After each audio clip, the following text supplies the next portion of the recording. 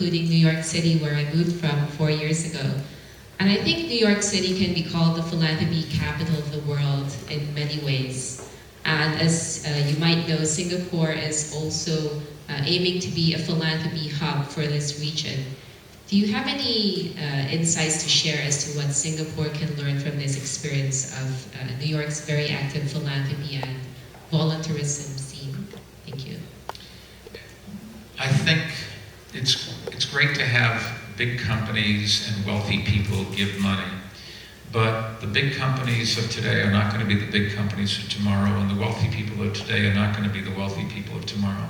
With philanthropy, like everything else, you've got to make investments in getting the next generation of donors to understand that they can participate and that they can make a difference, and to grow up where they understand they have an obligation to help those who aren't as lucky as they are. One of the things New York City's done is we appointed a head of volunteerism, our chief service officer, and trying to harness the volunteers in New York City. Now, these aren't people giving money, these are people giving time, but out of those people will come the people that give money as well.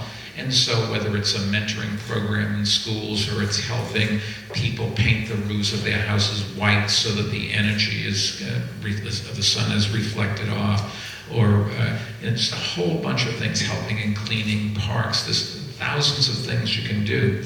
And Bloomberg Philanthropies started a program where we have given money to half a dozen cities. Each year we have a competition, and the cities that win get the money to hire a chief volunteer officer for a couple of years to do the same thing in their cities.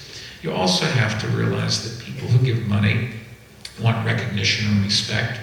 And I think what we have to do is say thank you to those people, and too often we don't do that.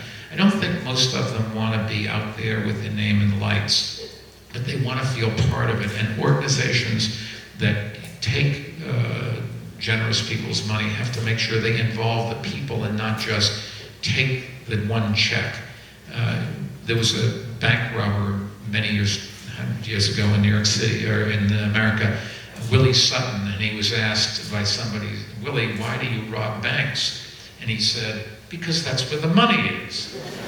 And I think it's what I call the Willie Sutton phenomenon. You want to go back to the same donors, and so involving those donors in the organizations that they're supporting is another thing that really makes a difference. Next question. Yeah, I see lots of hands, so maybe over here. Yeah.